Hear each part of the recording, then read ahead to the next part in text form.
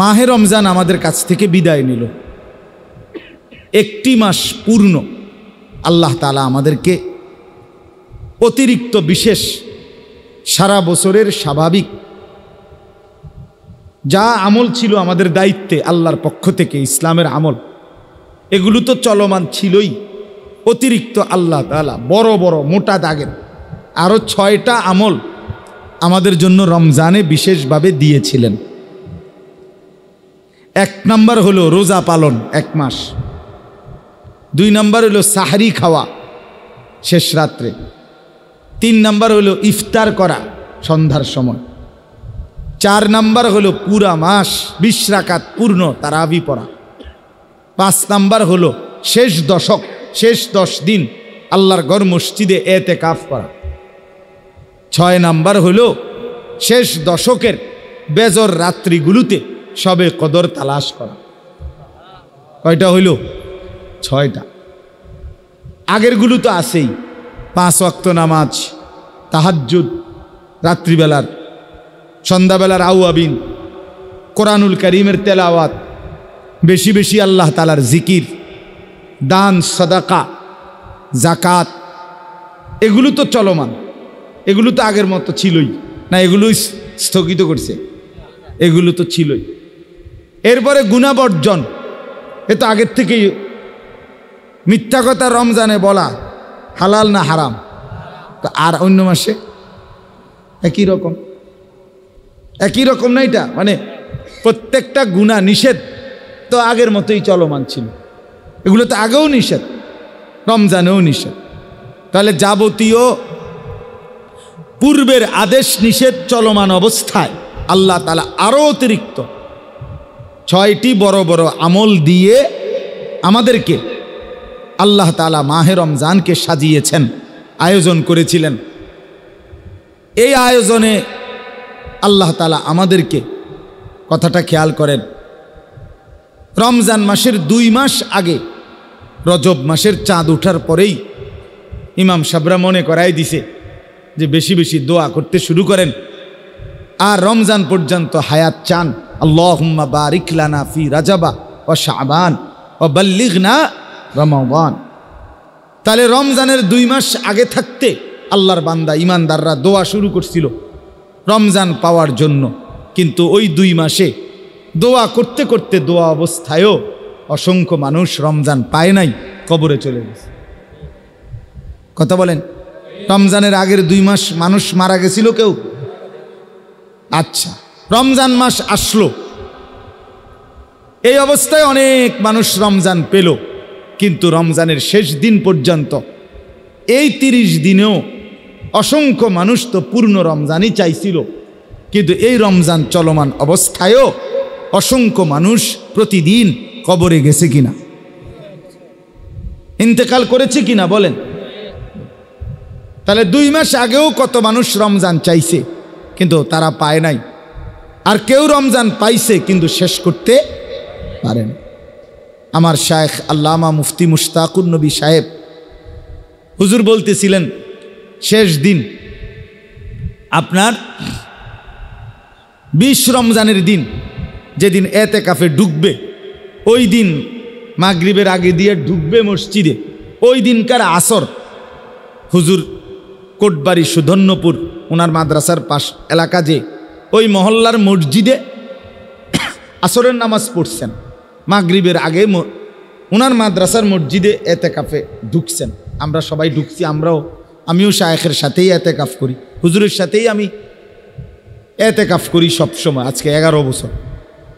তো এই আসরের সময় ওই মসজিদে এই 20 রমজানের দিন একজন মাঝবয়সী লোক মুসল্লি, উনি হুজুর রে নামাজের মুসল্লা আগায় দিছে, মুসল্লা বিছাই দিছে আর হুজুরের সামনে।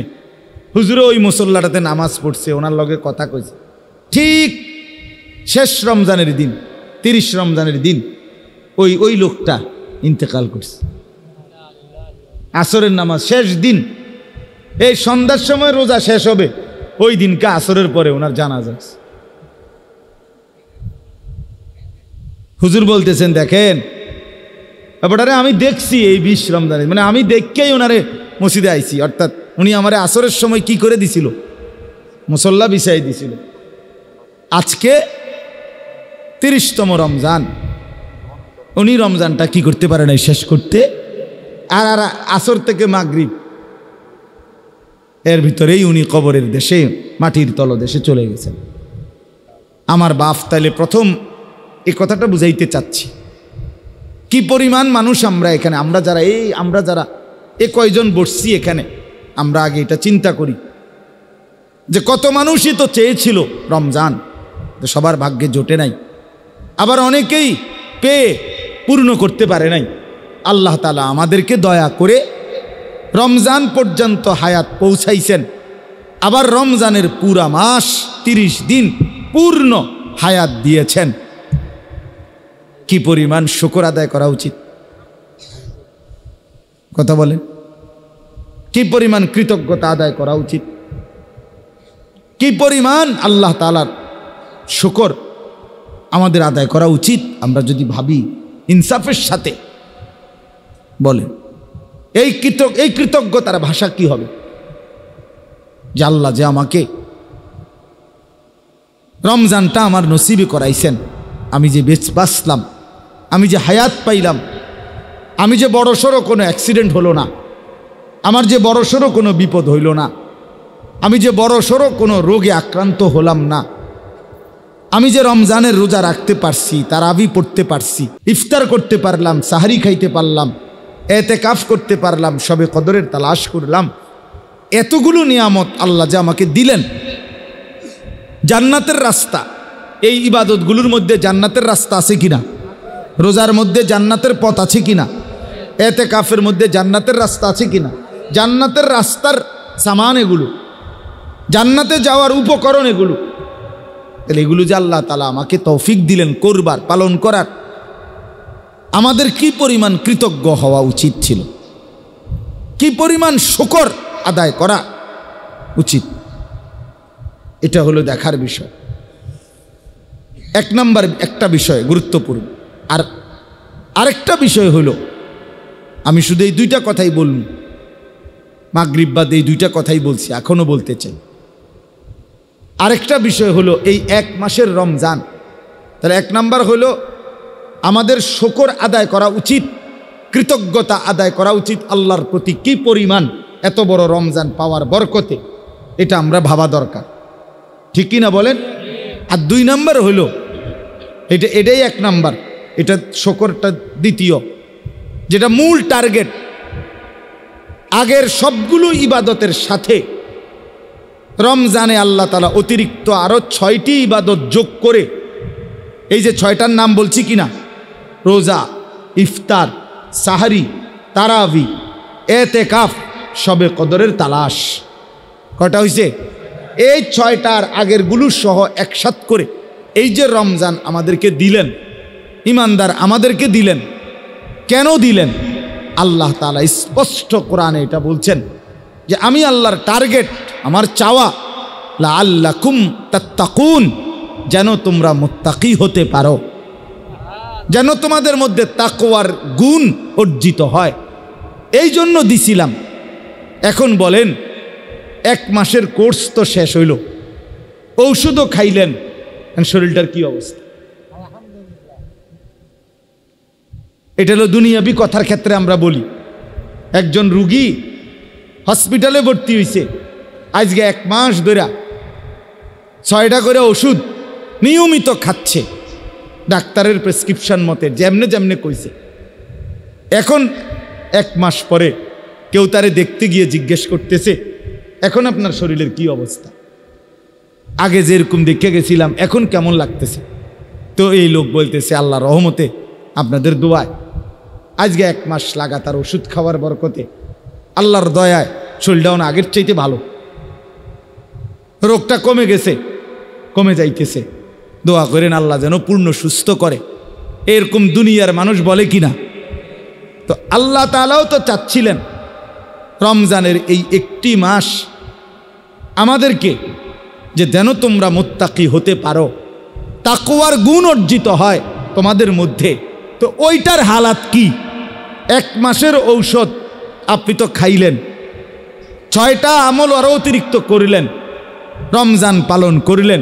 এখন আপনার আমার তাকওয়ার কি অবস্থা? যেটা টার্গেট ছিল তাকওয়া অর্জন হবে, মুত্তাকি বানাবে, এটা কি হইল? এটা কদ্দুর কোন কথা বুঝছেন কি না আপনি? যেদিন ঈদের চাঁদ উঠল সেই মাগরিব থেকে আজকের এশা পর্যন্ত, ওই দিনকার মাগরিব আর এশা ওহেন্দে 2 ওয়াক্ত, গতকালকের 5 ওয়াক্ত, আজকের 5 ওয়াক্ত, তাহলে হলো মোট কয় ওয়াক্ত? 12 ওয়াক্ত। এই 12 ওয়াক্ত নামাজের হালাত বলেন। এই 12 ওয়াক্ত নামাজের মধ্যে যেই ওয়াক্ত নামাজ যাদের ছুটে গেছে তার তাকওয়া কোথায়? কথা বলেন। তাকওয়া মানে কি? আমার শায়েখ বলেন, কিতাবের মধ্যে লিখছে, হুয়া মালাকাতুন ফিল কলব। তাকওয়া হচ্ছে এই দিলের মধ্যে অর্জিত একটি যোগ্যতা। কিসের যোগ্যতা? যোগ্যতা হইল এমন একটি যোগ্যতা যেটার আসলে হলে তাকওয়া, যে এই যোগ্যতার বলে ওই ব্যক্তির জন্য গুনাহ ছেড়ে দেওয়া সহজ হয়, ইবাদত পালন করা সহজ হয়। এইটারে কয় তাকওয়া। এই যোগ্যতাটা আসা। তা রমজানের 1 মাসের টার্গেট ছিল এই যোগ্যতাটা আপনার মধ্যে আসবে। এই 6টা ওষুধ দিছে আপনারে, রোজা, ইফতার, সাহারি, তারাবি, এতেকাফ, শবে কদর, যেন আপনার মধ্যে ওই যোগ্যতাটা আসে, তাকওয়ার যোগ্যতাটা। যে যোগ্যতা বলে আপনি গুনাহ ছাড়বেন সহজ, গুনাহ ছেড়ে দেওয়া সহজ হবে, ইবাদত করা সহজ হবে, আল্লাহর হুকুম পালন করা। এখন এই 12 ওয়াক্ত নামাজ যাদের ছুটে গেছে তাদের 1 মাসের ঔষধ খেয়ে আল্লাহর হুকুমের রমজান পালন করে অর্জন কোথায়? তাকওয়া কই? গুনাহ না হওয়া, ইবাদত পালন করা, এটাই তো তাকওয়া। তো এটা কই বলেন? সেদিন ঈদের দিন সন্ধ্যা থেকে যারা এই 2 দিন ধরে যেই ছেলে মেয়েগুলো, যেই নারী পুরুষগুলো, যেই স্ত্রী, যেই কন্যা, যেই ছেলে অসভ্যতার নোংরামি করছে, গান বাজাইতেছে, ঢোল বাজাইতেছে, ডেকসেট বাজাইতেছে আর নাচানাচি ফালাফালি করছে, যেই অসভ্য মেয়েরা, মহিলারা, যাদের ঘরের স্ত্রীরা বেপর্দা, বেহায়া রাস্তায় রাস্তায় হাঁটতেছে, যেই ছেলেগুলো 1 ওয়াক্ত নামাজ না পড়ে মুসলমানের বাচ্চা, অথচ গান বাদ্য, নাচ গান, হই হুল্লুর, ছবি দেখা, নাচ দেখা, মেয়ের পিছনে হাঁটা, পার্ক রেস্তোরাঁয় ঘোরা, এটাতেই সময় পার করছে। এই হাইওয়ান, এই অসভ্য জানোয়ারদের তাকওয়া কোথায়?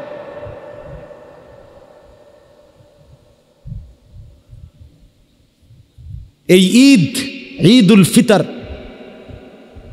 এই ঈদ রমজানের পরে এই ঈদ, কোরবানির ঈদের সময় ঈদ, এটা কি আপনার বাফের ঈদ? কি আপনার বাফে দিছে না? কথা বলেন না কেন? আপনার দাদাই দিছে না? এটা আপনাকে বংশের না? এটা আপনার নেতার, এটা আপনার দলের, এটা চেয়ারম্যানের, এটা এমপি সাহেবের, এটা প্রধানমন্ত্রী। তো যার দেওয়া ঈদ তার উল্টো তার নাফরমানি করছে, কোন সাহস? বলে ইনসাফ কি বলে? হাদিসের মধ্যে আছে, নবী সাল্লাল্লাহু আলাইহি ওয়াসাল্লাম মক্কা থেকে হিজরত করে মদিনায় আসছেন। এসে দেখছে মদিনার মানুষ বছরে 2 দিন আনন্দ ফুর্তি, খেল তামাশা, নাচ গান করে।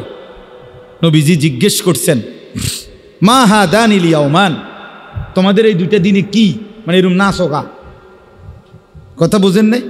এরম ফালাফালি লাফালাফি করো কা? এরম গান বাদ্য ঢোল তবলা বাজাও কেন? নাচ গান করো কেন? কি তাই তোমাকে এই 2টা দিনে কি? তো ওরা বললেন, কুন্না নালআবু ফিল জাহিলিয়্যা, আমরা জাহিলি যুগেই সব সময় এই 2 দিনে নাচ গান, খেলতামাশা, আনন্দ ফুর্তি করতাম, আগের থেকে এটা করে আসছি আমরা। আল্লাহ নবী সাল্লাল্লাহু আলাইহি ওয়াসাল্লাম তখন বললেন, এ খেয়াল করেন কথাটা, নবীজি কি বলছে আপনারা শুনতেছেন তো? কোনো হু হা তো করেন না, মাথেনো না, লড়েনো না, আসেনো না, কান্দেনো না, কিতা আসলে কিতা? মাশাআল্লাহ, মনোযোগ দিছে, এটা একটা উত্তর পাওয়া গেছে। আল্লাহ তাআলা তৌফিক দান করেন। তো বললাম নবীজি সাল্লাল্লাহু আলাইহি ওয়াসাল্লাম তখন বললেন, ইন্নাল্লাহা কাদ আবদালাকুম বিহিমা খায়রাম মিনহুমা ইয়াউমাল আযহা ওয়া ইয়াউমাল ফিতর। নিশ্চয়ই আল্লাহ তোমাদের এই দুই দিনের পরিবর্তন করে দিয়েছেন তার চাইতে উত্তম দুইটি দিনের মাধ্যমে। সেই দুইটি দিন হলো ঈদুল আজহা এবং ঈদুল ফিতর। একটা হলো কোরবানির ঈদ, একটা হলো এই রোজার ঈদ। তাহলে এখানে দুইটা কথা আবারও খেয়াল করেন। এক নাম্বার হলো এই দুইটা দিন আমাদের জন্য দিয়েছেন কে? ইন্নাল্লাহ, নিশ্চয় আল্লাহ দিয়েছে। নবীজি বলছে এটা তোমার বাপেও না, তোমার দাদারও না, তোমার বংশেরও না, তোমার নেতারও না, তোমার দলেরও না।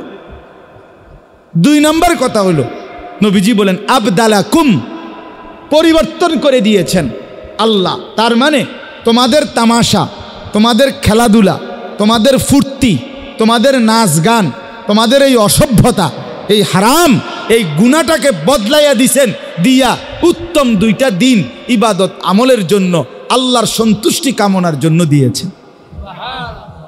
তাহলে যদি ঈদের আনন্দ মানেই হয় ডেকসেট, গান বাদ্য, নাচ গান, ফুর্তি, এই নারী পুরুষ ছেলে মেয়ের এই মাতামাতি অবাধ অসভ্যতা, এটাই যদি এটার অর্থ হয় তো এটা বদলাইছে কি? তার বদলানোর দরকার কি? তার এটি তো আসিলই। কথা বোঝেন নাই আপনি? ওরা তো এটা করতেই আসিল দুই দিন, তো আবার বদলানোর কি হয়েছে?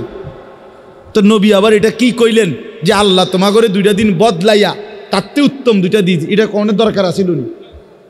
এখন ঈদ মানে যদি আমাদের ছেলে মেয়েরা নাচবে, গাইবে, ডেকসেট বাজাবে আর বেপর্দা বেহায়ার অসভ্যতা করবে, এটাই যদি হয় অর্থ, তো বদলাবের কি?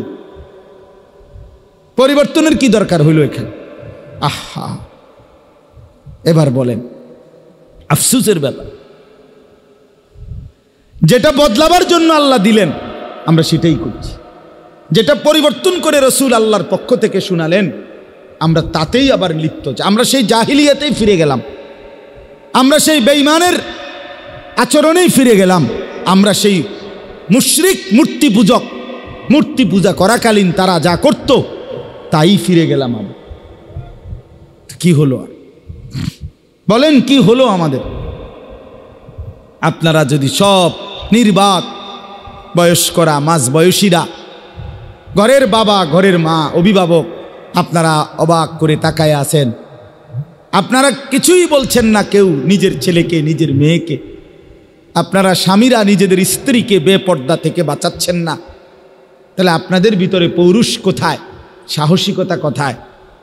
আপনাদের ইসলাম কোথায়? আপনাদের আখিরাত কোথায়? আপনাদের পরকাল? এই যে সংসারের জন্য 60 বছরে এত কষ্ট করলেন, বিনিময়ে আখিরাতে কি পাবেন? যে স্ত্রী পর্দা করে না তার থেকে আপনি আখিরাতে কি পাবেন? যেই ছেলেটা নামাজ পড়ে না, যেই মেয়েটা বেপর্দা, তার থেকে আপনার পরকালের সম্বল কি? বলে অর্জনটা কি? কি পাবেন? ইনসাফের সাথে বলেন, ভেবে দেখেন, ভেবে দেখেন। প্রতিনিয়ত মুসলমানের ছেলে মেয়েরা আপনার গুনাহটাকেই আরো ডিজিটালাইজড করছে, নাফরমানিটাকেই, অসভ্যতাটাকেই ঈদের নামে, উৎসবের নামে আরো ডিজাইনেবল করছে।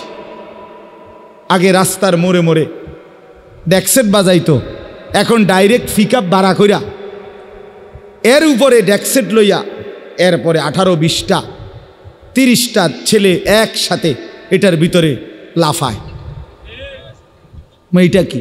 চান্দিনা থেকে ক্যান্টনমেন্টে চান্দিনা, কথার কথায় গাড়িটা যাইতেছে আইতেছে, যাইতেছে আইতেছে, পিকআপ আর হেতে লাফাইতে আছে, এটার তালে ডেকসেটে ফুল সাউন্ডে গান বাজতেছে, হেতে না লাফাইতে আছে আপনার।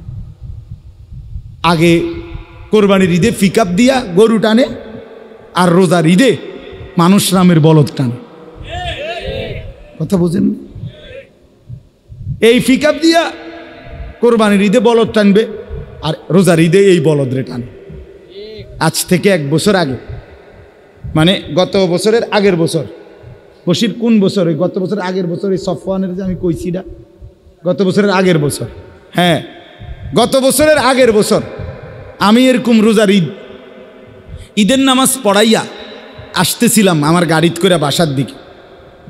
তা আমার সাথে আমার ছোট ছেলে, আমার দোনো ছেলেই ছিল গাড়ি, আমার সাথে নামাজ পড়ছে। তা আমার ছোট ছেলে সফওয়ান, তার তখন 6 বছরের মতো হবে বয়স। তো সে গাড়িতে বসা, হঠাৎ আপনার এই হঠাৎ হেও আইতেছি, হঠাৎ দেখছে যে এই পিকআপের মধ্যে করে এই ডেক সেটে ঈদের দিন এরকম অনেক ছেলে এরকম লাফাইতে আছে আর গান বাজতেছে। তো এত ছোট মানুষ, আমার ফুতে কইতেছে আবু আবু আবু আবু এটা কিতা এরকম করে কাম। হেতে হঠাৎ অবাক হয়ে গেছে, মানে এরকম করতেছে কেন, এরা এরকম লাফাইতেছে কা, হেতে বুঝছে না বিষয়টা কি। পরে আমি বললাম তারে, আব্বু তারারে আজকে সকালে কুত্তা কামড়াইছে। হ্যাঁ হ্যাঁ, আমার এই বয়ান আছে, এখনো আছে, গত বছরের আগের বয়ানটা এখনো নেটে আছে। তারারে মূলত আজকে সকালবেলা কুত্তা কামড়াইছে, কুত্তায় কামড়াইছে এগুলারে। আর কুত্তার কামড়ে এখন সকালবেলা, আজকে ঈদের দিন, সমস্ত ডাক্তার ছুটিতে আছে, ফার্মেসিটিও বন্ধ, ওষুধ পাচ্ছে না, ডাক্তারও পাচ্ছে না, এই জন্য কুত্তার কামড়ে লাফাইতে আছে।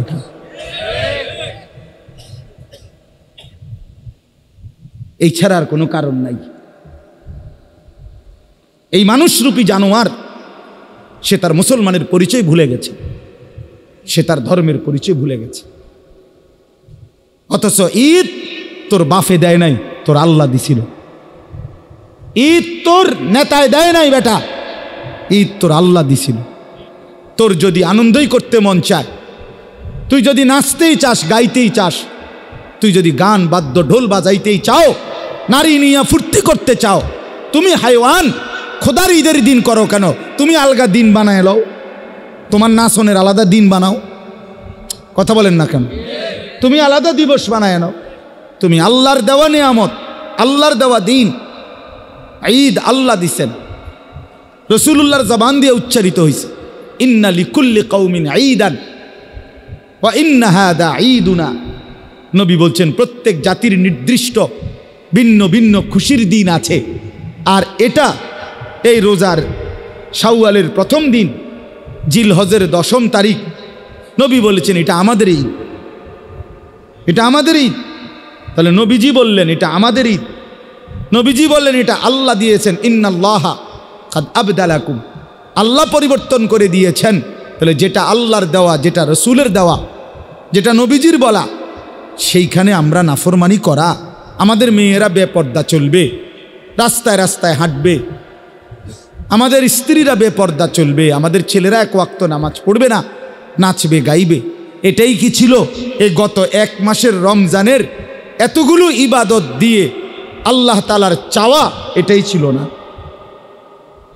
একটা ওষুধ 30 দিন খাওয়ার পরে 6টা ওষুধ, প্রতিদিন 6টা করে ওষুধ 30 দিন খাওয়ার পরে এটার মেয়াদ, এটার সুস্থতা, এটার টেম্পার, এটা কি 12 ঘন্টা 24 ঘন্টাও থাকে না?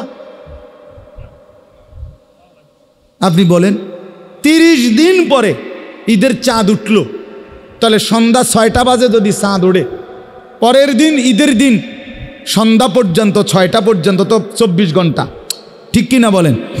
এই 24 ঘন্টাও বুঝি তোমার 30 দিনের রোজা, 30 দিনের তারাবি, 30 দিনের ইফতার, 30 দিনের সাহারি, তোমার 10 দিনের এতেকাফ, সবে কদরের এই দোয়া, কান্নাকাটি, কোনো কিছুর মেয়াদ রইল না, সব ছিঁড়া ফেলাইলা। এই 24 ঘন্টার ব্যবধান, 24 ঘন্টাও বুঝি ওষুধের মেয়াদ থাকে না।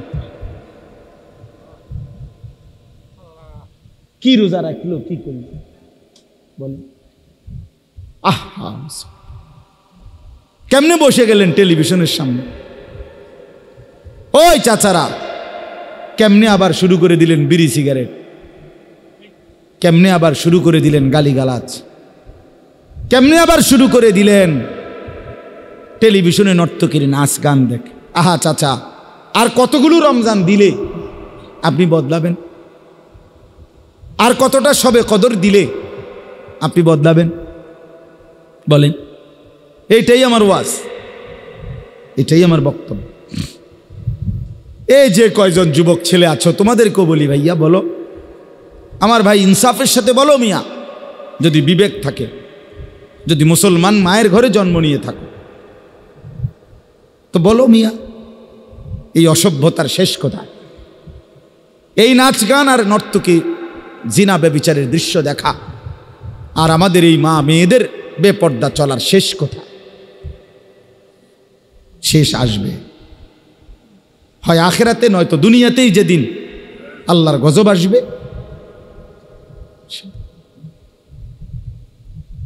যেদিন বেঈমান কর্তৃক নির্যাতিত হবে, যেদিন কাফের কর্তৃক জুলুমের শিকার হবে, সেদিন চোখের পানিতে জমিন ভাসবে।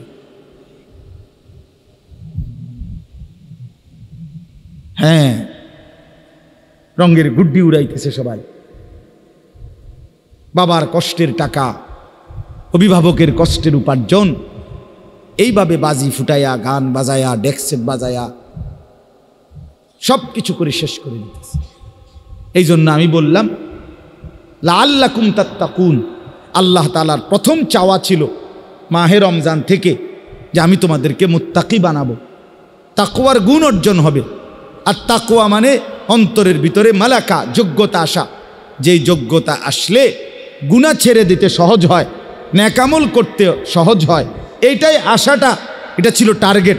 এখন এটা যদি আমাদের অর্জিত না হয়, আমি যদি সেই আগের মতোই গুনায় অভ্যস্ত থাকি, কয়জনের সিদ্ধান্ত নিছেন যে আর মিথ্যা বলবেন না? কয়জনের সিদ্ধান্ত নিতে পারছেন বলেন যে আমি আর হারাম, সুদের লেনদেন, অবৈধ উপার্জন আর করব না? কয়জন নিজের স্ত্রী সন্তানের চরিত্র, পর্দা, এটার খবর নিলেন, সিদ্ধান্ত নিলেন, তাদের পরিবর্তন করাইলেন, করলেন, বা তারা হলো? এটা দেখেন, তাইলে না বুঝবেন রমজানের মাকসাদ অর্জিত হয়েছে কিনা। নাহলে শুধু উপাস রাখা, শুধু স্ত্রী থেকে আপনাকে বিচ্ছেদ করা, এটা মাকসাদ ছিল না। কোনো ব্যক্তিকে তার স্ত্রী থেকে 1 মাস দূরে রাখা আল্লাহ তাআলার এটাই তো মূল ইচ্ছা রমজান দ্বারা, না? কোনো ব্যক্তিকে খাদ্য পানীয় থেকে বিরত রাখা শুধু এটাই মূল উদ্দেশ্য আল্লাহর, না? যে না তোরে খানার কষ্ট দিমু, তোরে পানীয়র কষ্ট দেব, তোরে তোর স্ত্রী থেকে দূরে রাখে কষ্ট দেব, মানসিক যন্ত্রণা দেব, এটাই ছিল উদ্দেশ্য? এটা না, এটা তো মাকসাদ ছিল না। হালাল স্ত্রী তো হালাল, হালাল খাদ্য তো হালালই, হালাল পানীয় এটা তো হালালই। আল্লাহ তাআলা বলেন, আমি আল্লাহ তাআলা বৈধটুকু নির্দিষ্ট সময় পরিমাণ রমজানে নিষেধ করে আমি চেয়েছিলাম বৈধটুকু নিষেধ করে, বৈধ জিনিস এটার থেকে বিরত থেকে, অবৈধ যেগুলো সেগুলোর জীবাণু যেন তোমার থেকে চলে যায়, এটা ছিল টার্গেট। তোমারে মূলত মিষ্টি আর চিনি, তোমারে যে ডাক্তারে নিষেধ করছে মাকসাদ কি? মিষ্টি আর চিনি হলো মূলত হারাম, এই জন্য না? না না না, এটা তো বৈধ খাওয়া, কিন্তু আপনার শরীরে যে ডায়াবেটিসের জীবাণু আছে, আপনার শরীরে যে রোগের জীবাণু আছে, ওইটার থেকে আপনাকে সরানোর জন্য, বাঁচানোর জন্য বৈধ মিষ্টি, বৈধ চিনি এটা আপনারে নিষেধ করছে, যেন আপনার থেকে ওই রোগের জীবাণু কি করা যায়? সরানো। আপনারে গরুর গোশত খাইতে, আপনারে চিংড়ি মাছ খাইতে, পুঁই শাক খাইতে নিষেধ করছে, আপনার শরীরে চুলকানি বেশি, অ্যালার্জি বেশি, এই জন্য। তাহলে অ্যালার্জির জীবাণু, চুলকানি, এটা আপনার থেকে সরানোর জন্য এগুলো হালাল। গরুর গোশত খাওয়া হালাল না হারাম? চিংড়ি মাছ হালাল না হারাম? পুঁই শাক হালাল না হারাম? তো এটা তো হালাল ছিল, হালালটা নিষেধ করে দিছে ডাক্তার। মূল উদ্দেশ্য কি? এগুলোর থেকে আপনাকে বাঁচানো, ফিরানো? না না, মূল উদ্দেশ্য হলো আপনার থেকে রোগের জীবাণু সরানো। তো মূল আল্লাহ তাআলা তো রমজান দ্বারা চেয়েছিলেন, এটা উদ্দেশ্য তো ছিল বান্দা খাদ্য পানীয়, স্ত্রী, এটা তো হালাল ছিল, আমি সেটাই নিষেধ করছি যেন সুদের হারাম, ঘুষের হারাম, জিনার হারাম, ব্যভিচারের হারাম, গালিগালাজের হারাম, চুরি ডাকাতির হারাম, মদ জুয়া নেশার হারাম, এগুলো যেন তোমার থেকে সরে। অবৈধ উপার্জনের হারাম, বেপর্দা জিন্দিগির হারাম, নাচ গান আর আল্লাহর নাফরমানির যেই হারাম, ওই জীবাণুগুলো যেন তোমার থেকে সরে যায়। এই জন্য চেয়েছিলাম, কিন্তু হলো কই? হলোটা কোথায় বাপ? নতুন করে আবার যারা গুনাহ শুরু করে দিয়েছেন পূর্ণোদ্যমে, তা আপনাদের তাকওয়া কোথায়? আপনাদের ফায়দা কোথায়? উপকার কোথায়? এটাই আমার কথা। এটা ভাইবা দেখে। আপনারা যদি কেউ গুরুত্ব নাও দেন, আমার বাপ, জিন্দিগি শেষ হয়েই যাবে। হ্যাঁ, তামসার জিন্দিগিও শেষ হয়, আবার মেহনতের জিন্দিগিও শেষ হয়। যে ঘুমায় থাকে তার জন্য, যে দুপুরে ঘুমাইছে তার জন্য নির্দিষ্ট সময় পরে বিকাল হয়ে যায়। যে পরিশ্রম করতেছে তার জন্য নির্দিষ্ট সময়েই বিকাল হয়ে যায়। প্রতিটা রাত ভোর হয়ে যায়। তাহাজ্জুদের মুসল্লায় যে রাত কাটায় তারও ভোর হয়, মদের আড্ডায় যে রাত কাটায় তারও ভোর হয়। জেলখানার রাতও ভোর হয়, বাসর রাতও ভোর হয়। ভোর হয় কি না? সময় থেমে থাকে না, জিন্দিগি থেমে যায় না। বাটপার, সিটার, কাফের, বেঈমান, অসভ্য জানোয়ার, হারাম নাফরমান, তার হায়াতও শেষ হচ্ছে। ইমানদার, নেককার, সেজদাওয়ালা, বন্দিগিওয়ালা, তার জিন্দিগিও কি হচ্ছে? শেষ। দেখার বিষয় হলো আখেরাতে কি হবে, এটাই আল্লাহ তাআলা বলছেন। ইয়া আইয়ুহাল্লাযীনা আমানুত্তাকুল্লাহ, যে আয়াত আমি পড়ছিলাম সূরা হাশরের আয়াত, কোরআনুল কারীমের 28 নম্বর পারা, 59 নম্বর সূরা, সূরা হাশর। এই সূরার 18, 19, 20 এই তিনটি আয়াত পড়ছিলাম আমি। এই শুধু তর্জমা শুনেন। আল্লাহ তাআলা বলেন, ইয়া আইয়ুহাল্লাযীনা আমানুত্তাকুল্লাহ, হে ঈমানদারগণ, হে মুমিনগণ, ইত্তাকুল্লাহ, তোমরা আল্লাহকে ভয় করো, তাকওয়া অবলম্বন করো, গুনাহ ছেড়ে দেওয়ার মতো অভ্যাস করো, নেক আমল আদায় করার অভ্যস্ত হও। এটাই তাকওয়া, এটাই আল্লাহকে ভয় করা। যে আল্লাহকে ভয় করে সে গুনাহ করে না, যে আল্লাহকে ভয় করে সে মালিকের গোলামি ছাড়ে না, তার নামাজ ছুটে না, সে হারাম রোজগার করে না। এটাই তাকওয়া। আল্লাহ তাআলা বলেন, আমি এটাই চাই বান্দা। ইয়া আইয়ুহাল্লাযীনা আমানুত্তাকুল্লাহ, হে মুমিন ঈমানদার, আল্লাহকে ভয় করো, তাকওয়া অবলম্বন করো। কোরআনুল কারীমে রব্বুল আলামিন এই শব্দ বারবার বলেছেন, একবার দুইবার না, বারবার।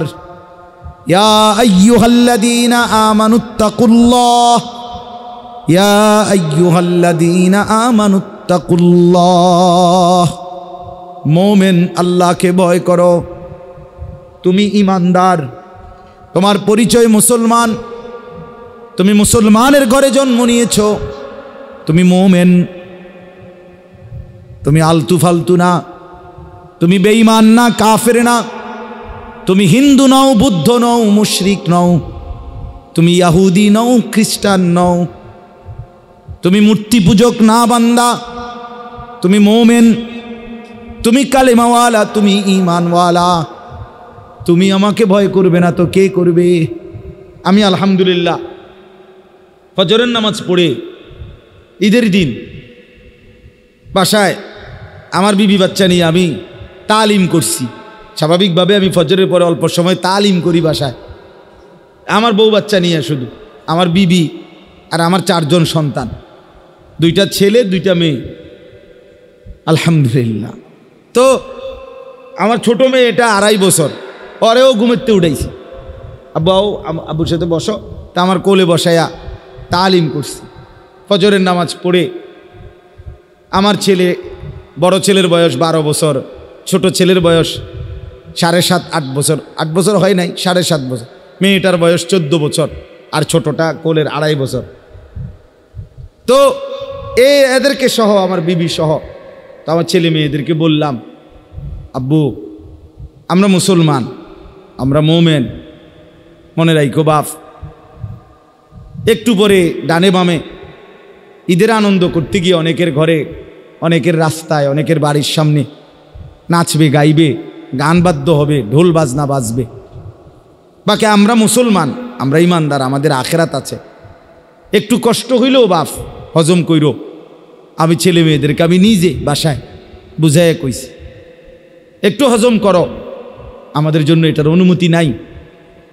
আমরা ইনশাআল্লাহ আখেরাতে মজা করব, আমরা আখেরাতেই ফুর্তি করব ইনশাআল্লাহ।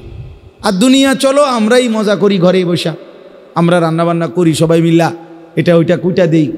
আমি অনেক কিছু আনছি বাজারের থেকে, চলো এই দিয়েগুলো আমরা রান্নাবান্না করি, সবাই মিল্লা কাজ করি, মজা করি আমরা। তো গুনাহের এই পরিবেশ, চারিদিকের মানুষগুলো নাচছে গাইতেছে, মনে করলেই তোমরা ভাইব না যে তোমরা মনে কষ্টে আছো, না না, ইনশাআল্লাহ একটু সবর করলে আখেরাতে মোমেন শুধুই হাসবে আর নাফরমান অনন্তকালের জন্য শুধু কাঁদবে। আজকের হাসি শেষ হয়ে যায়, আজকের কান্না শেষ হয়ে যায়, কিন্তু মৃত্যু পরবর্তী হাসলে আর কোনোদিন কাঁদবে না। মৃত্যু পরবর্তী মোমেন হাসলে আর কান্না নাই, নাফরমান কাঁদলে খোদার কসম আর হাসি নাই। হ্যাঁ, আমরা বেকুব না মিয়া, ছেলে পেলে তোমাদেরকেও বলি মিয়া, পরের নারী দেখা, পরের ছবি দেখা আর অসভ্যতায় জীবন কাটানো, এ কোনো বুদ্ধিমানের কাজ না, এ কোনো চালাক মানুষের কাজ না। জিন্দিগির সমস্ত ফিকির হারাম রোজগার, অবৈধ উপার্জন করে তুমি যেই সংসার চালাচ্ছ, আরে বেওকফ, এই স্ত্রী সন্তান তোমার মৃত্যুর পরে, তুমি দুনিয়া থাকতেও এরা তোমার 2 পয়সার মনে রাখবে না। 2 পয়সার। বাপ বিদেশ, বাপের কষ্টের রক্ত পানি করা টাকার 2 পয়সার মূল্য দেয় না বউ বাচ্চা। এত কষ্টের মেহনতের টাকা, আর এরা এখানে 2 হাতে ফালতু কাজে মোবাইলের এমবি ঢুকাইয়া, এরপরে ফালতু কাপড় চোপড় গহনা কিনা বেচারার বিদেশের এই কষ্টের টাকা সব শেষ করে দেয়। তো দুনিয়াতেই তো কোনো কদর করে না। আমি তো এইবারও উমরার সফরে সৌদি আরব মক্কায়, এইবারও আমি প্রবাসীদের রোমে গেছি, বয়ান করছি প্রবাসীদের জন্য আলাদা, তাগর রোমে বইয়া বইয়া 12 জন, 16 জন, 20 জন, 30 জন, কত যুবক দেখলাম। আহা, কি কষ্ট করে, কি কষ্ট। এক রুমে 16 জন থাকে, 12 জন থাকে, কোন রকম। একদিকে দেখছি জ্বর উঠছে, নিচে ফ্লোরে আপনার একটা চাদর বিছানো, এটার মধ্যে শুয়ে রয়েছে, কেউ নাই, কে কার খবর, সবাই তো ডিউটি, 12 ঘন্টা, 16 ঘন্টা, 14 ঘন্টা ডিউটি। এই কসবা বাড়ি, ব্রাহ্মণবাড়িয়ার ওইদিকে এক ছেলে আমারে এইবারও জড়ায় ধরে এমন কান্দা, কইতেছে কহুজুর আজকে 8 বছর হয় আমি আসছি বিদেশ। কহুজুর আল্লাহরে সাক্ষী রেখা বলি, 8 বছরে কোনোদিন একটা রোগের জন্য কোনোদিন একজন ডাক্তার দেখাই নাই, একটা ভালো কোনো ওষুধ কোনোদিন খাই নাই, একটা নাফা হয়তো ব্যথা বেদনার একটা ট্যাবলেট নিজে নিজে কিনা খাইয়া লাইছি, কোনোদিন ডাক্তার দেখাই নাই। কারণ ওই ডাক্তার দেখাইলেই ওষুধ নিলেই কমপক্ষে 15,000 টাকা 20,000 টাকা শেষ হয়ে যাবে। এই টাকাগুলো জমায়া জমায়া বাড়িতে পাঠাই। সে নিজে বলছে আমার, হুজুর সুখ কি জিনিস, আনন্দ কাকে বলে, বিদেশে থাইকা আজকে গত 8 বছরে কোনোদিন আমি দেখি নাই, হুজুর কেউ দেখছে কিনা কেউ। এই হলো হালা সুখের কোন, এই কষ্টের টাকা। আমার ব্যথাটা কোথায়, অস্থিরতাটা, সেই টাকা এই মহিলাটা কিভাবে উড়াইয়া ফেলতেছে বাজার। সেই কষ্টের টাকাটা এই জানোয়ার ছেলে ঘন্টার পর ঘন্টা মোবাইলে উলঙ্গ ছবি দেখে তার বাবার এই রক্ত পানি করা টাকাটা শেষ করে দিল। আহা, কি করলি, ঠিক করলি বাপ, কামটা করলি কি? এই জন্য বললাম, আল্লাহ তাআলা বললেন, ইয়া আইয়ুহাল্লাযীনা আমানুত্তাকুল্লাহ, হে মুমিন আল্লাহকে ভয় করো, গুনাহ বর্জন করো, নেক আমলে অভ্যস্ত হও। যদি বলি রব্বুল আলামিন, গুনাহ বর্জন করবার মতো শক্তি তো দরকার আমার তো নাই, নেক আমলে অভ্যস্ত হওয়ার শক্তি নাই।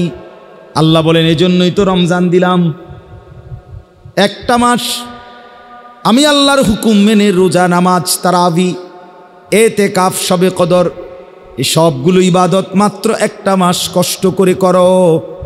লাআল্লাকুম তাত্তাকুন, তাকওয়ার দৌলত আমি তোমাকে দিয়ে দেব, আমি মুত্তাকি বানিয়ে দেব, তাকওয়ার যোগ্যতা আমি দিয়ে দেব। এবার তুমি গুনাহও ছাড়তে পারবা, নেক আমলও করতে পারবা। সুবহানাল্লাহ। এই জন্য রমজানের সফলতা, সার্থকতা তখনই যখন আমার আপনার মধ্যে এই তাকওয়া আসবে। গুনাহ ছাড়বার হিম্মত হলো কিনা সেটা বলে, নাইলে কোনো লাভ হয়? এই রমজান আসলো আর গেল, আপনার কোনো পরিবর্তনই হইল না। আপনি যেমন আছেন এমন, যেমন সিন্নি এমন বতর বতর, এমন হলে হইল না। এই জন্য আমরা দয়া করে ফিকির করি, নিজের জীবন গঠন করি।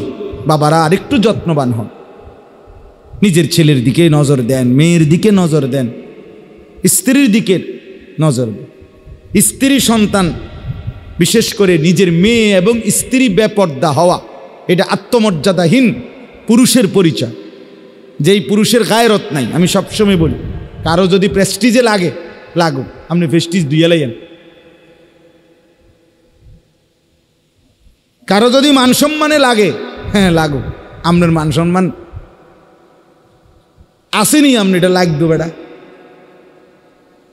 যার স্ত্রী বেপর্দা, যার মেয়ে বেপর্দা, এই লোক আত্মসম্মানহীন, আত্মমর্যাদাহীন পুরুষ, বেগায়রত, তার আত্মসম্মান নাই। নয়তো কাপুরুষ সে, এই কারণেই তার স্ত্রী মেয়ে বেপদ, যে তাকে 2 পয়সার কেয়ার করে না। তোর বেটা, তোরে গনার ধরি না বেটা। হ্যাঁ, নাইলে এই ঈদের কেনাকাটা যত মহিলা করলো, মেয়ে করলো, আপনি আপনার মেয়ে, এই সমস্ত টাকা স্বামীর, সমস্ত টাকা বাবার, অথচ এই কষ্টের টাকার উনার রং চায় রাস্তার বখাটে, রাস্তার দুশ্চরিত্র। এটা কি কথা? এটা কেমন আত্মসম্মানহীন মানুষের কথা? এই জন্য দয়া করে ফিকির করে। আল্লাহ তাআলা বলছে, বল তানজুর নাফসুম মা কদ্দামাত লিগাদ, আমার বান্দা খেয়াল করো আগামীকাল কিয়ামতের জন্য তুমি আজকের দুনিয়া থেকে কি পাঠাচ্ছ। এটাই তোমার আখিরাতের পুঁজি সংগ্রহের জায়গা। দুনিয়া, এখান থেকেই আখিরাতের জন্য পাঠাইতে হবে। মা কদ্দামাত, হিসাব করো আখিরাতের জন্য কি পাঠাইছো। ওয়াত্তাকুল্লাহ, এরপরে আল্লাহ আবার বলতেছেন, বান্দা আবারও বলছি, কথাটা ফেলে দিও না, আমাকেই ভয় করো, গুনাহ ছাড়ো, নেক আমলে অভ্যস্ত হও। ইন্নাল্লাহা খাবীরুম বিমা তা'মালুন। এরপরে আল্লাহ বলেন, শোনো বান্দা ইমানদার, তোমাকে বলছি আমি কিন্তু তোমরা যা করছো তার পূর্ণ খবর রাখছি। এক বিন্দু আমার থেকে আড়াল করতে পারবা না। এমনকি হৃদয়ের ভিতরের যেই কথাগুলো, খোদার কসম কোরআনে আছে, আল্লাহ তাআলা বলে, বান্দা কিয়ামতের দিন তোমার অন্তরের ভিতরে যে কথাগুলো উঠানামা করতো, ভালো মন্দ, আমাদের হৃদয়ে অনেক কথা আছে না? আমরা বলি না যে বেটা মনে আরো অনেক দুঃখ আছে, বা আমার আরো মনে অনেক কথা আছে। এই অন্তরের কথাগুলো পর্যন্ত আল্লাহ বলেন আমি খবর রাখি, কিয়ামতের দিন সেগুলোও তোমার সামনে আমলনামার মধ্যে লিখিত খোলামেলা দেখায় দেব। ইয়াউমা তুবলাস সারাইর ওয়া হুসিলা মা ফিস সুদূর, অন্তরের কথাগুলো। এই জন্য আল্লাহ বলেন আমি সব খবর রাখছি, আমাকে ভয় করো, আখিরাতের জন্য কি পাঠাইলো এটা হিসাব করো। এরপরে আল্লাহ বলেন ওয়ালা তাকুনু কাল্লাযীনা নাসুল্লাহা ফাআনসাহুম আনফুসাহুম, আমার বান্দা এমনটা হইও না যে আমি আল্লাহকে ভুলে গেলাম। আল্লাহ বলেন আমার কিচ্ছু হবে না, বিশ্বাস করো বান্দা, একদিন তুমি তোমাকে ভুলে যাবা। আমারে বলতে বলতে আমার কিচ্ছু হইতো না, শেষ পর্যন্ত তোমার নিজের কথা আর তোমার মনে থাকবে না। তুমি যে মানুষ, তুমি যে মুসলমান, তোমার যে মরণ হবে, তোমার যে কবর হবে, তোমারে যে দুইজন ফেরেশতা প্রশ্ন করবে, তোমার যে হাসরের ময়দানে দাঁড়াইতে হবে, তোমার যে মিজানের পাল্লায় ওজন হবে তোমার আমল, তোমারে যে একটা আমল নামা দিবে, তোমারে যে ফুলসেরাত পার হইতে হবে, এই কথাগুলোই তোমার প্রয়োজন। এগুলোই একদিন তুমি ভুইল্লা যাইবা। শুধু দুনিয়া দুনিয়া, ব্যস্ততায় ব্যস্ততায় একদিন দেখবা সব কিছু জায়গা ত্রাইকা, দোকান দোকানের জায়গায়, বিল্ডিং বিল্ডিংয়ের জায়গায়, গাড়ি গাড়ির জায়গায়, সব তোমার জায়গায় যেটা যেখানে ছিল ওইখানে রাইখা দুনিয়া তোমারে লাথি দিয়া কবরে ফেলাই দি। যা যাবে, যা হারামি। তুই জানোস না আমি তোর বাপ দাদা 14 গোষ্ঠী কাউরে থাকতে দেই নাই, তুই এরম শুরু করলি কে বেটা? হ্যাঁ, তুই যে মনে হয় দুনিয়া সব খাইয়ে লাইবি লাগে। কিতা ঘটনা কিতা? তুই কারো মৃত্যু দেখো নাই? তুমি কোনো কবরস্থানে যাও নাই কোনোদিন? তুমি কোনো লাশের জানাজা পড়ো নাই? যে মানুষটা তোমার সামনে লাশ, সে কি একদিন হাত নাড়াইতো না? কথা বলে না? তার চক্ষুই খোলা ছিল না কোনোদিন? সে কি একদিন দৌড়ঝাঁপ করে নাই দুনিয়ায়? সে এখন নড়ে চড়ে না কেন? সে হাসে না কেন? তার হাত নড়ে না কেন? দয়া করে বুঝতে শিখেন। আল্লাহ বলে এর জন্য এই পরিমাণ আমাকে ভুলে যেও না। আমারে ভুলে গেলে একদিন তুমি তোমাকে ভুলে যাবা। নিজের ভালোটাই মনে থাকবেন। উলাইকা হুমুল ফাসিকুন। আল্লাহ বলেন এমন যারা নিজেকে নিজে ভুলে যায়, আখিরাত ভুলে যায়, এরা ফাসেক, এরা প্রকাশ্য পাপী। ফাসেক বলে প্রকাশ্য পাপী। কি পাপী? প্রকাশ্য পাপী। এরপরে আল্লাহ বলেন লা ইয়াস্তাবি আসহাবুন নারি ওয়া আসহাবুল জান্নাহ। শুনে নাও বান্দা, জাহান্নামবাসী আর জান্নাতবাসী কখনোই সমান হতে পারে না। হাসরের ময়দানে গেলে দেখবা ফারিকুন ফিল জান্নাহ ওয়া ফারিকুন ফিস সাঈর। একদল জান্নাতি আর একদল জাহান্নামী। কেউ হাসবে চিরহাসি, কেউ কাঁদবে চিরকান্না। আম্মা মান উতিয়া কিতাবাহু বিয়ামিনি ফায়াকুলু হাউম ইকরাউ কিতাবিয়া। আল্লাহ বলে যার আমলনামা ডান হাতে দেয়া হবে, সে হাসরবাসীকে চিৎকার করে বলবে, হাসরবাসী দেখো, ইকরাউ কিতাবিয়া, আমার আমলনামায় দেখো আমার নামের সাথে জান্নাতি লেখা হয়ে গেছে। ইন্নী যানানতু আন্নী মুলাকিন হিসাবিয়া। ডান হাতে আমলনামা যার হবে সে বলবে, বন্ধু আমি দুনিয়ায় থাকতে বিশ্বাস করতাম এমন একটা হাসরের দিন হবে, এমন একটা হিসাবের দিন হবে, যার ফলে আমি বাজারও করেছি, নামাজও পড়েছি, যার ফলে আমি উপার্জনও করেছি, হালালও খেয়েছি, যার ফলে আমি সংসারও করেছি, আখিরাতের পথও ধরেছি, যার ফলে আমি সন্তানের খরচও করেছি, আল্লাহর রাস্তায় দান সদকাও করেছি, কারণ আমি জানতাম এখানেই শেষ না। সুবহানাল্লাহ। ওয়া আম্মা মান উতিয়া কিতাবাহু বিশিমালি ফায়াকুলু ইয়া লাইতানি লাম উতা কিতাবিয়া। এরপরে আল্লাহ বলেন যার আমলনামা তার বাম হাতে দেয়া হবে, সে একটা চিৎকার করে বলবে, হায় আফসুস, যদি আমার আমলনামা আমার হাতে না দিত। ওয়ালাম আদরি মা হিসাবিয়া, আমি যদি আমার হিসাব না দেখতাম। ইয়া লাইতাহা কানাতিল কাদিয়া, হায় মৃত্যু এসে যদি আমাকে শেষ করে দিত, আমি যদি আবার মরে যেতাম, আমি যদি নিশ্চিহ্ন হয়ে যেতাম। মা আগনা আন্নী মালিয়া, আমার মাল তো কোনো কাজে আসলো না, হালাকা আন্নি সুলতানিয়া, আমার সব ক্ষমতা কর্তৃত্ব তাও তো শেষ হয়ে গেল। আল্লাহ বলবেন খুজুহু ফাগুল্লু, ফেরেশতারা তাকে ধরো এবং শক্ত শিকল দিয়ে বেঁধে ফেলো। সুম্মাল জাহিমা সাল্লু, এরপরে বলবেন ফেরেশতার তারে লাথি মাইরা জাহান্নামে ছুঁড়ে মারো। সুম্মা ফি সিলসিলাতিন যারউহা সাবউনা যিরাআন ফাসলুকুহ, এরপরে আল্লাহ বলবেন জাহান্নামের ফেরেশতারা 70টা আগুনের শিকল দিয়া নাফরমান রে বান্দাও। ফাসলুকুহ, এরপরে জাহান্নামটার মধ্যে ঘুরাইতে থাকো। আল্লাহ মাফ করে দেন। আসহাবুল জান্নাতি হুমুল ফাইজুন, আল্লাহ বলেন শোনো বান্দা মুমিন, শুধুমাত্র যারা জান্নাতি হবে তারাই একমাত্র সফল হবে।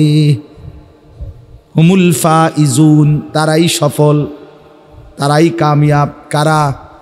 জান্নাতি হবে যারা। কারা বলেন না?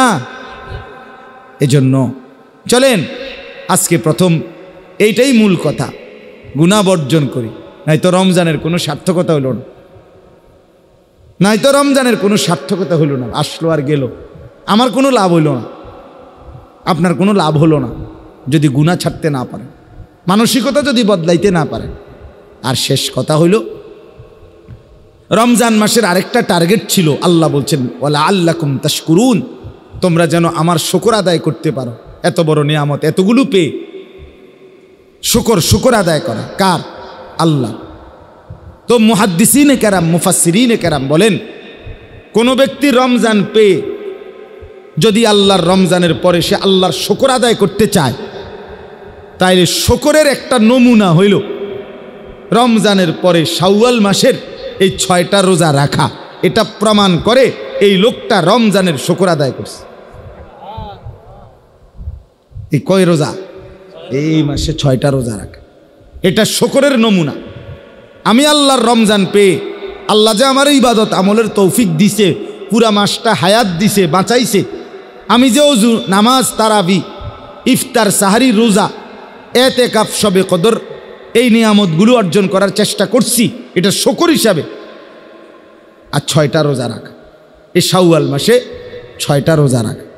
নবী সাল্লাল্লাহু আলাইহি ওয়াসাল্লাম বলেন, মান সামা রমাদানা সুম্মা আতবাআহু সিত্তাম মিন শাওয়াল কানা কাসিয়ামিদ দাহর, যে ব্যক্তি রমজানের রোজা রাখলো অতঃপর তার সাথে মিলাইয়া শাওয়াল মাসে আরো 6টি রোজা রাখলো, কয়টি? সে যেন পূর্ণ 1 বছরের রোজার সওয়াব পেয়ে গেল। কিভাবে পাইল? নবীজি আরেক হাদিসে এটার ব্যাখ্যা করে দিছে। একটি আমল, নেক আমল, ফেরেশতার ডান কাঁধে কমপক্ষে 10 লেখা হয়। 10-এর নিচে কোনো নেকি নাই। 10-এর নিচে এই ডান কাঁধের ফেরেশতার যে নেকি লেখে, যেই খাতাত, এটার মধ্যে 1, 2, 3, 4, 5, 6, 7, 8, 9 এই পর্যন্ত সংখ্যা নাই। এনে টোটালিটা নাই। উনি শুরুই করে 10-এর, বুঝেন নাই কথা? ডান কাঁধের ফেরেশতা শুরু করে কত থেকে? 10-এর থেকে শুরু।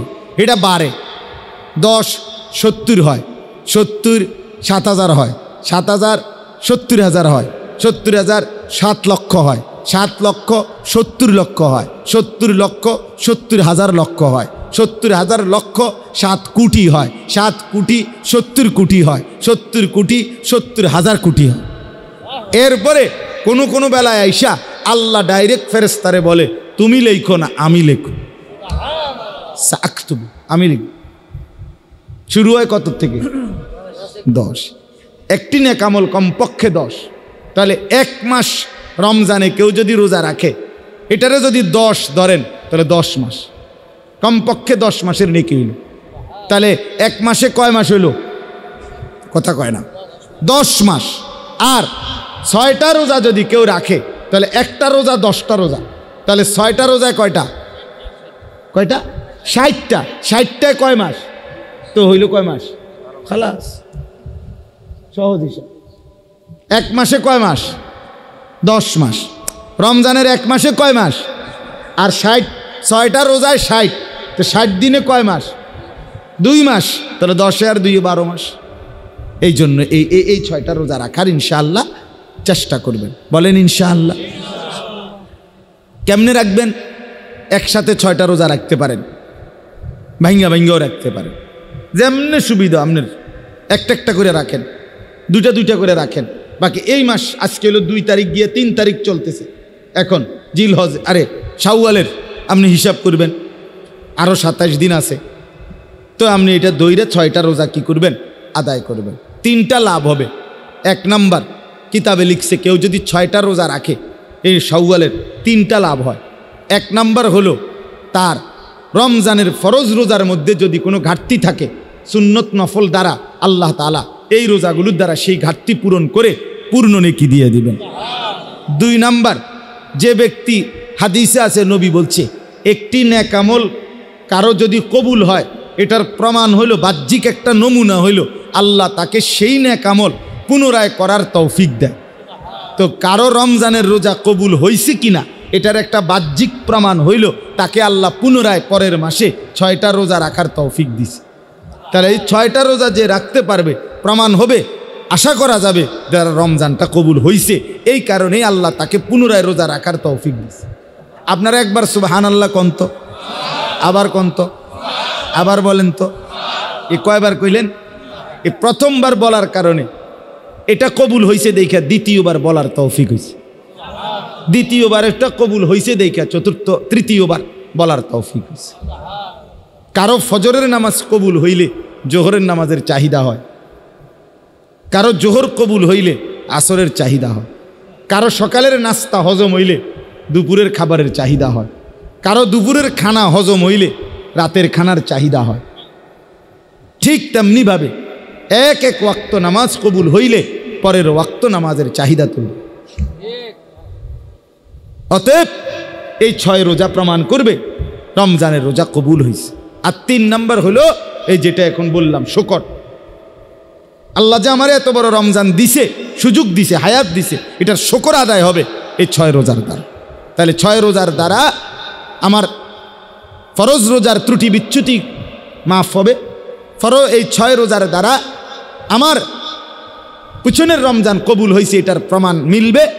6 রোজার দ্বারা আল্লাহর শুকর আদায় করার একটা দৃষ্টান্ত, একটা নমুনা হবে। আল্লাহ তাআলা আমাদেরকে তৌফিক দেন, কবুল করেন। এই তাকওয়া মসজিদ আল্লাহ তাআলা কবুল করেন। আলহামদুলিল্লাহ, ছোট্ট পরিসরে হলেও মাহফিলের আয়োজন নিয়মিত করতেছে মাওলানা হাসান বিন নূর ভাই, আরশ, বাকি সাথীরা, আমি তো সবাই অনেকেই চিনি আলহামদুলিল্লাহ। আপনারা চেয়ারম্যান সাহেব এসেছেন, আপনারাও এসেছেন, সবাই মিলে আন্তরিকতার সাথে আমারও অনুরোধ থাকবে আপনাদের সাধ্যের ভিতরে যেটুকু কুলায় মাহফিলটা প্রতি বছর আপনারা চালু রাখবেন। বলেন ইনশাআল্লাহ। এই ঈদের পরপর কাছাকাছি টাইমে নিয়মিত আস্তে আস্তে হলে অল্প অল্পই হোক ইনশাআল্লাহ, এই 1জন 2জন করেও যদি আমরা হতাশ হই না। আলহামদুলিল্লাহ, আমাদের সাথে আমার শায়েখ আল্লামা মুফতি মুশতাকুন নবী কাসিমি হুজুরের সাথে কুমিল্লায় কোটবাড়িতে কমপক্ষে 12 থেকে 1300 সাথী আমাদের সাথে এতেকাফ করছে এবার এক মসজিদে। জি, সিঁড়ির তলে যদি জায়গা থাকতো মাটির তলে হইতে হইল, সিঁড়ির নিচে মিচে কোনা কানা যেখানে কোনো একটা ফাঁকা জায়গা নাই, এইভাবে 5 তালা মসজিদ কানায় কানায় পূর্ণ ছিল। আলহামদুলিল্লাহ, কত সাথী যে ফিরাই দিছি আমরা, সিট দিতে পারি নাই। তো এই সময় আমি দেখছি, হতাশ হই না এই জন্য। আলহামদুলিল্লাহ, এবারও দেখছি এই 10 দিনের এতেকাফে না হলেও কমপক্ষে 300-400 যুবক ছিল। এদের অনেককে দেখছি আলহামদুলিল্লাহ। রাত্রিবেলা 12টা, 1টা, 2টার দিকেও আমার কাছে আসছে, আইসা জড়ায় ধরে কাঁদছে, অজরে হুজুর গুনার রাস্তা ছেড়ে দেবার সিদ্ধান্ত নিছে, মোবাইলের আসক্তি ছেড়ে দিবে, জিনা ব্যভিচারের আড্ডা ছেড়ে দিবে। এর অনেক ছেলে নিয়ত করছে, কাঁদছে, রাত ভোর চোখের পানি ফেলছে। তাইলে ইনশাআল্লাহ আমরা হতাশ হই না। আল্লাহর দয়ায় রহমে মুসলমানের যুবক অসংখ্য ফিরে আসতেছে এবং ফিরবে ইনশাআল্লাহ। এজন্য একবারে হতাশ না, হতাশ না। এই 2-4 জন অপদার্থ থাকবেই, এর ভিতরে নেককারও থাকবে। আল্লাহ তাআলা আমাদের প্রত্যেককে ঈমান আমলের তৌফিক দান করেন। আল্লাহ তাআলা আপনাদেরকেও নেককার হওয়ার, জীবনটা সুন্দর করার তৌফিক দান করেন। 1 সপ্তাহের ব্যবধানে সব কওমি মাদ্রাসায় আশেপাশে ছেলে মেয়ে মাদ্রাসায় ছাত্রছাত্রী ভর্তি শুরু হবে। আপনারা আপনাদের ছেলেদেরকে, মেয়েদেরকে, আপনাদের বাচ্চাদেরকে মাদ্রাসায় ভর্তি করাবেন। সব কওমি মাদ্রাসায় রমজানের এই রোজার ঈদের 1 সপ্তাহ পর থেকেই কি শুরু হয়? ভর্তি শুরু হয়। আমাদের বছর, কওমি মাদ্রাসার বছর রমজান থেকে রমজান। আমরা এমনি হিসাব ধরি, আগের থেকেই আমাদের পূর্বসূরীদের, আমাদের মনীষীদের এভাবেই হিসাব। তা আমার ছোট্ট মাদ্রাসা আছে ওই ময়নামতি সাহেবের বাজার ক্যান্টনমেন্টের পাশে। সেখানেও আলহামদুলিল্লাহ আমার মাদ্রাসাতেও প্রায় 400-র মতো ছাত্র আছে। নুরানি বিভাগ, নাজেরা বিভাগ, হেফস বিভাগ, আলাদা শুনানি বিভাগ এবং কিতাব বিভাগ, না হেদায়েতুন নাহু জামাত পর্যন্ত, মানে 7ম শ্রেণী পর্যন্ত, না 8ম শ্রেণী পর্যন্ত আলহামদুলিল্লাহ আছে। আপনাদের কাছেও সুযোগ হইলে আমাদের মাদ্রাসা তো ইনশাআল্লাহ আগামী বৃহস্পতিবার ভর্তি মাদ্রাসা খুলবে, শুরু হবে। সেখানেও আপনাদের বাচ্চাদেরকে ভর্তি করাইতে পারবেন। চান্দিনাতেও আলহামদুলিল্লাহ অনেক মাদ্রাসা আছে। আপনারা আপনাদের ছেলেদেরকে দিন শেখান, মেয়েকে দিন শিখান। আল্লাহ তাআলা আমাদের সবাইকে তৌফিক দেন, কবুল করেন, আমিন। প্রত্যেক অঞ্চলে আপনাদের এলাকার যারা ওলামায়ে কেরাম তাদেরকে কদর করবে, বলেন ইনশাআল্লাহ। নিজের ইমাম, নিজের মসজিদের মুয়াজ্জিন, নিজের মসজিদের খতিব, নিজ এলাকায় যে সমস্ত আলেমরা আছে ওনাদেরকে কদর করবে। আমি অনেক ছেলে আলহামদুলিল্লাহ আমার মহব্বত করে আমারে যদি কেউ জিগায় যে হুজুর গুনাহ ছাড়বার কথা একবার মনে হয়, আবার গুনায় জড়াইয়া পড়ি, কি করবো, বা মাঝে মাঝে সিদ্ধান্ত নেই ভালো হয়ে চলবো, আবার 15 দিন পরে 20 দিন পরে আবার টেম্পার জায়গা, পারি না, কি করব। তা আমি সবসময় বলি চেষ্টা করবা কোনো আল্লাহওয়ালার কাছে আসা যাওয়া করতে। যদি না আসতে পারো ব্যস্ততার কারণে, পড়ালেখার কারণে, কর্মের কারণে, চাকরির কারণে, হতেই পারে ছুটি নাই আমার, তাহলে কমপক্ষে নিজ এলাকার তুমি যেখানে নামাজ পড়ো ওই ইমাম সাহেবের কাছে কতক্ষণ বসে থাকো, দেখবা ইমাম সাহেবেরই কও যে হুজুর আমার একটা ভালো কথা কয়ে দেন, আমার জন্য একটু দোয়া করে দেন, আমি যেন ভালো হয়ে চলতে পারি, আমি যেন আমার চরিত্রটা ঠিক রাখতে পারি। হ্যাঁ, মাওলানা মারুফ এইমাত্র বলল, 9ম শ্রেণীর ছাত্রের কথা বলছি কিনা বলেন। আমি যেই ছেলের কথা শুনছি এতক্ষণ 15-20 মিনিট মোবাইলে বললাম যে কথা, এও এরকম কথাই কইছে, একই কথা। তার কথা শুনে অবাক হইলাম যে ঠিক আর একজন না আরেকজন সে এই কথাগুলি বলছে। নষ্ট চরিত্রের কথা, জঘন্যতা কোথায় নামছে। উঠতি বয়সের ছেলে মেয়েদের চরিত্রহীনতা, নির্লজ্জতা, অসভ্যতা, এটা আপনারা যারা একটু বুঝের মানুষ, মুরব্বী আছেন, জাগো বয়স 40-এর উপরে, আপনারা স্বপ্নে না, স্বপ্নের উর্ফেও যদি কিছু তাই ওইখানেও ভাবেন নাই।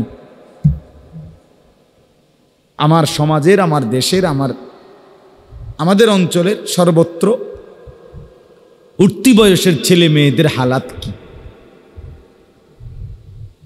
শুধু চুলের ফ্যাশন আর জামার ফ্যাশন না, অসভ্যতা আরো অনেক গভীর পৌঁছে গেছে, যেখান থেকে ফিরে আসা বড় কঠিন হয়ে দাঁড়াইছে। হ্যাঁ, চেহারার সুরতের মধ্যে নগ্নতা, মনে হয় যেন ভাসতেছে, খেলতেছে। নারীর আসক্তি, যৌন চাহিদা, অসভ্যতা, নেশা, মদ, জুয়া, জিনা, ব্যভিচার, পাগল হয়ে গেছে, পাগল। আমি তাফসীরের মধ্যে পড়ছি, যে নেশা করে সে জেনাও করে, যে নেশা করে সে নারীর সাথে অপকর্মও করে। নাউযুবিল্লাহ। প্রত্যেক নেশাখোর অল্প সময়ের ব্যবধানে ব্যভিচারীও হয়। এই জন্য বললাম, সবাই মিলে আন্তরিক হয়ে, আপনি যদি আরেকটু আন্তরিক না হন আপনারা, তো নিজেদের ঘর পরিবার কিচ্ছু থাকবে না। এই পাশ্চাত্যের হাওয়া, ওয়েস্টার্ন হাওয়া, এই মোবাইলের আমন্ত্রণ, ফেসবুকের আমন্ত্রণ, সারা পৃথিবীর নর্তকী আর গায়িকার নায়িকা, আর এই দুনিয়া লুভী, এই অসভ্য চরিত্রহীন তাদের আহ্বানে মুসলমানের সন্তান বেসামাল, দিশেহারা, বেচারা একরকম অসহায়, কি করবে কোনোভাবেই নিজেকে নিয়ন্ত্রণ করতে পারতেছে না, এই হালাত। এই জন্য বললাম, আপনাদের প্রত্যেকের উচিত নিজ নিজ মহল্লার কোনো আলেমের কাছে বেশি আসা যাওয়া করবে, দাওয়াত ও তাবলীগের সাথীদের সাথে বেশি উঠা বসা করবেন, ওলামাদের সংস্পর্শে যারা, সোজা কথা আলেমে দ্বীনের সংস্পর্শ, দিনদার মুত্তাকি আলেম। সদবদর হুজুর লইতো না, আবার মোবাইল টিফিন না হুজুর, হাবাটা নিজে সারাদিন মোবাইল টিপে পাং পুং তাং ফাং করে, এসব সদর বদর লইতো না, ভালো হুজুর হইত। বুঝেন নাই কথাটা? বলে চিনবু কেমন? আপনি দেখলেই চিনবেন। আপনি এই যে বাজারে ফসা মাছ বেছে, এই বাজারে ভালো মাছও বেছে। কথা বলেন না কেন? যেই বাজারে আপনার ভেজাল চাল বেছে, এনে ভালো চালও আছে। আপনি যেই বুদ্ধিমান একটু বিচক্ষণতা খাটায়, বিবেক বুদ্ধি খাটায়, সে ঠিকই বের করতে পারে। এখানেও পারবেন, এটা কঠিন কিচ্ছু না। আল্লাহ তাআলা কোরআনুল কারীমের মধ্যে বলছে, আল্লাহকে ভয় করলে, গুনাহ থেকে বাঁচবার সিদ্ধান্ত নিলে, আমি আল্লাহই তোমার অন্তরে একটা ফুরকান, পার্থক্য করার মতো শক্তি, একটা আলো তোমার অন্তরের ভিতরে আমি দিয়ে দেব। ইন তাত্তাকুল্লাহা ইয়াজআল লাকুম ফুরকানা। আল্লাহ তাআলা বলছে, তুমি যদি আল্লাহকে ভয় করো, গুনাহ ছেড়ে দাও, মজবুত সিদ্ধান্ত নাও যে আমি নাফরমানির রাস্তা ছেড়ে দেব, কিন্তু কিভাবে ছাড়বো, নেক কাজ করব, আমি কিভাবে করব, এমন একটা দরকার যদি তোমার হয়, আল্লাহ বলেন ইয়াজআল লাকুম ফুরকানা, আল্লাহই তোমাদের জন্য দিয়ে দিবেন ফুরকান, পার্থক্য করার মতো যোগ্যতা, শক্তি, এমন একটা ভেতরের স্পিরিট, এমন একটা শক্তি আল্লাহ দিবে। এটা দিয়েই তোমার অন্তরেই তোমার দিল বলে দিবে কোনটা হক কোনটা না হক, কোনটা ভালো কোনটা মন্দ, কোন কথাটা ভালো কথা কোন কথাটা মন্দ কথা। আপনি বুঝেন না? কথা বলেন না কেন? কোনটা হাসি কোনটা কান্না আপনারা বোঝেন না? কোনটা ভালো মানুষের হাসি কোনটা সিটারের হাসি, বাটফারের হাসি আপনারা বুঝেন না? কথা বলেন। মানুষ তো বুঝেই, যেই কোনো মানুষই বুঝে, এটা তো সহজ বিষয়। এই জন্য আমরা প্রত্যেকেই, আমি মারুফের কথা বলতে গিয়ে কথাগুলো বললাম, আমি খুব লম্বা করতে চাই না, রাত হয়েছে অনেক, আলহামদুলিল্লাহ তার বয়ানও আপনারা শুনছেন। আমার প্রথম কথা হইল এই, আপনাদের কাছে অনুরোধ করছি, প্রত্যেকেই স্থানীয় ওলামা, ইমাম, খতিব, তাদের সাথে সম্পর্ক বাড়াবেন। বুঝিনি আমার কথাটা কনছে? বাড়াবেন ইনশাআল্লাহ, বেশি বসবেন, ওনারেই কইবেন, ইমাম সাহেব হুজুর আমারে দুইটা কথা কন, একটা কথা কন, একটা মিনিটে বলেন। হাদিসের মধ্যে আছে, বহু সাহাবী এরকম নবীজির কাছে আসছে, আয়েশা বলছে ইয়া রাসূলুল্লাহ আমারে একটা কথা কইয়া দেন। নবীজি এক কথা বলছে, ওয়াজ শেষ, লা তাগদাব। একজনকে কইছে রাগ করিও না, খালাস ওয়াজ শেষ। ওয়াজ কি করছে কদ্দুর? এই কথাইটাই ওয়াজ যে লা তাগদাব, কি করিও না। আরেকজনে বলছে আমি সারাক্ষণ করতে চাই এমন একটা আমল কর। বলছে লা ইয়াজালু লিসানুকা রাতবান বিযিকরিল্লাহ, আল্লাহ তাআলার জিকির দিয়া জিহ্বা ভিজায়া রাখবা। যাও, এটাই ওয়াজ, খালাস। এই এক সাহাবীকে বলছে গোটা ইসলাম মানতে চাও তুমি, আমি তোমার একটা পদ্ধতি কই। নবীজি বলছে ওই সাহাবীকে, আমি তোমার একটা বুদ্ধি কই, যে এই বুদ্ধিতে গোটা ইসলাম মানা তোমার জন্য সহজ হয়ে যাবে। এটা বলি আমি। কেমন আছেন? আসেন একটু জায়গা করে দেন তো। আল্লাহ নবী সাল্লাল্লাহু আলাইহি ওয়াসাল্লাম বললেন, নবী সাল্লাল্লাহু আলাইহি ওয়াসাল্লাম কি বললাম? ওনাকে বললেন সাহাবীকে যে গোটা ইসলাম মানা তোমার জন্য সহজ হবে এমন একটা বুদ্ধি কইতাম না। বুঝছেন নি প্রশ্নটা? তো ওই সাহাবী বলল, বলেন ইয়া রাসূলুল্লাহ, বলেন আমাকে। তো নবীজি বললেন কুফা, মানে এই জিহ্বাটা টাই না একটু বাইর করে আর কি। নবীজি জিহ্বায় হাত দিয়া বললেন, এভাবে আঙ্গুল লাগাইয়া বলে কুফা লিসানাক, তুমি তোমার এই জিহ্বাটাকে নিয়ন্ত্রণ করো, খালাস। এই যে ওনার ওয়াজ শেষ। মানে এই যে এক কথায়, এক শব্দে, এক বাক্যে ওয়াজ হইতে পারে, এটা দেখলেন নি? ওনার এই ওয়াজ দিছে এই কদ্দুর কথা, শেষ।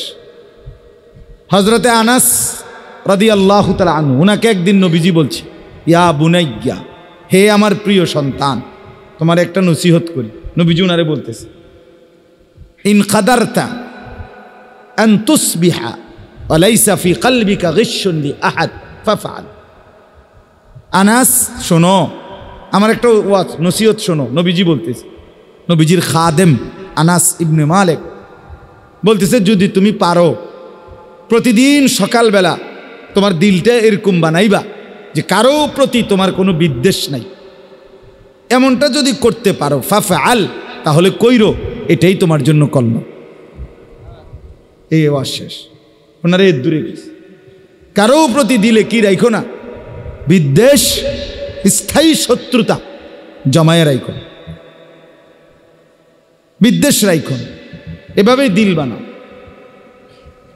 তাইলে এই জন্য বললাম, আপনি ইমাম সাহেবকে বলেন গিয়া যে হুজুর আমার একটা ছোট কথাই বলে দেন, 1 মিনিটের একবারে ভূমিকা, নাহমাদুহু পড়তে হইব, মাইক লইতে হইব, পোস্টার করতে হইব, হ্যান্ডবিল করতে হইব, সুদ দিতে হইব। আমার ভাইয়েরা একবারে সবাই সবসময় এটা কইতে হইব, সুদ দিতে হইব, এরম প্যান্ডেল করতে হইব, এটা জরুরি। কথা বলেন না কেন? আখেরাতের পথ পাওয়ার জন্য, আপনার আমার নাজাতের জন্য, জান্নাতে যাওয়ার জন্য এরম প্যান্ডেল বাধ্যতামূলক। সবসময় পোস্টার করতে হইব নাকি? দা না, এটাই বুঝাইতে চাইলাম। খেয়াল করবেন, ইনশাআল্লাহ দেখবেন লাভবান হইবেন, ভালো হবে, নিজের পরিবর্তন হবে। আল্লাহ তাআলা আমাদেরকে তৌফিক দান করেন।